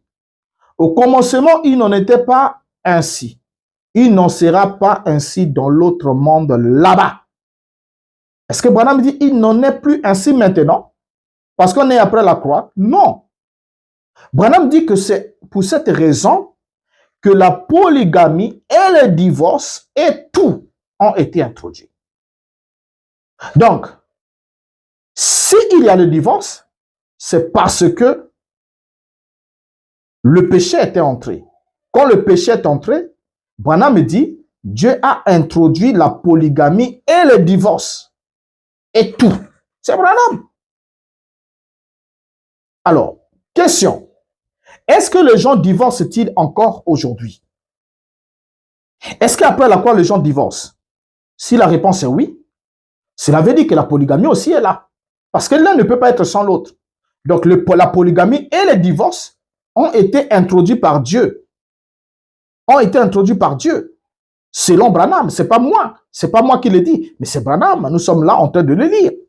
Donc, il y a la polygamie, il y a le divorce. Mais comment se fait-il que nous avons des pasteurs qui vous disent ils sont pour la monogamie, mais ils sont les premiers à divorcer et les premiers à soutenir le divorce. Après, ils vont chercher des histoires. Le vœu n'était pas sincère et tout, parce que Branham avait dit si mesdames me quittent, je quitte la chair. Et comme je ne veux pas quitter la chair, on va chercher toutes les raisons. Mais la présence du divorce vous affirme simplement que son frère jumeau aussi, sa sœur jumelle, la polygamie est là.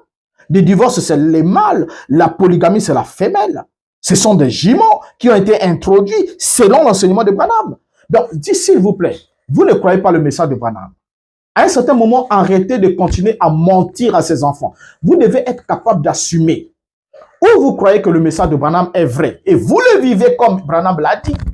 Ou vous dites que ce que Branham a dit, on n'est pas d'accord. Et vous laissez ce message tranquille. Parce que vous passez le temps à vous canarder les uns des autres. Vous dites que les autres sont dans le faux. Nous sommes dans le vrai. Mais Branham ici, il vous dit jusqu'à quand devait durer la nouvelle disposition, l'introduction de la polygamie et des divorces et tous les restes vont durer jusqu'à ce qu'on arrive dans l'autre monde. Donc, aussi longtemps qu'on est dans ce monde où on se reproduit par les sexes, Branham dit, la disposition là demeure. polygamie, divorce.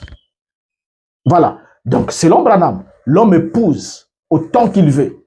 Et s'il trouve qu'il y a une qui se comporte comme il ne faut pas, il divorce avec elle. Il peut ajouter une autre. C'est ça. C'est cette doctrine des Mormons que Branham a récupérée.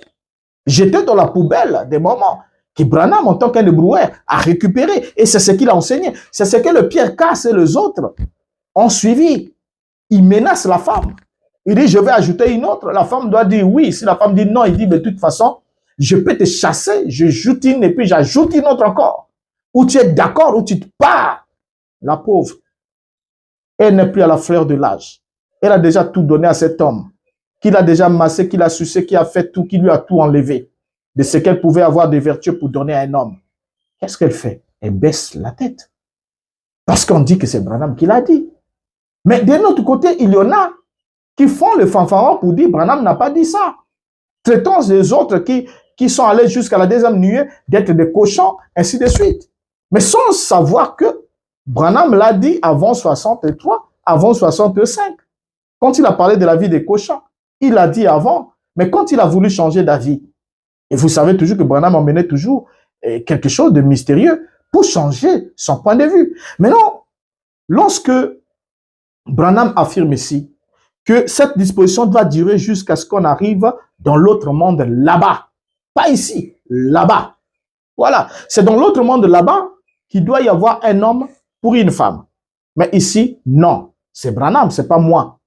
Mais seulement, Branham avait oublié que lui, quand il est allé, il a vu la vision préalable de son entrée dans l'autre monde là-bas. Il s'est vu entrer avec ses deux femmes. Bras dessous, bras dessous. Une ici, une là. Il y avait Meda, il y avait Hop. Et Branham entrait dans le nouveau monde avec les deux femmes. Donc Branham est entré dans ce nouveau monde de l'autre côté, polygame. Il a prêché la polygamie. Il n'a pas eu le temps de le vivre, peut-être de façon pratique. Il n'a pas eu le temps de le vivre. Parce que Branham, suivant Joseph Smith, il ne pouvait pas prêcher et ne pas croire. Il ne pouvait pas croire et ne pas pratiquer. Branham l'a prêché. Si Dieu l'avait laissé encore 5 ans, 6 ans, 7 ans, 10 ans sur la terre, Branham aurait pris une deuxième, une troisième, une quatrième. Parce que c'est son enseignement qu'il a donné. Regardez, on termine. Le 6e sceau, paragraphe 466 jusqu'à 469. Nous terminons là. Que dit William Branham? Je tenais mes mains comme ceci. J'ai senti quelque chose qui se glissait sous mon bras, ici. C'était le bras de quelqu'un d'autre. J'ai regardé autour de moi et Hop était là. Ses grands yeux noirs, ses cheveux bruns qui lui descendaient dans le dos et elle portait une robe blanche. Elle levait les yeux vers moi comme ça. J'ai dit Hop! 267. J'ai senti quelque chose toucher ce bras-ci. J'ai regardé autour de moi et Meda était là. Ses yeux noirs qui me regardaient, ses cheveux noirs qui lui descendaient dans le dos. Et elle portait une robe blanche. Et j'ai dit, Meda! 468. Et elles se sont regardées.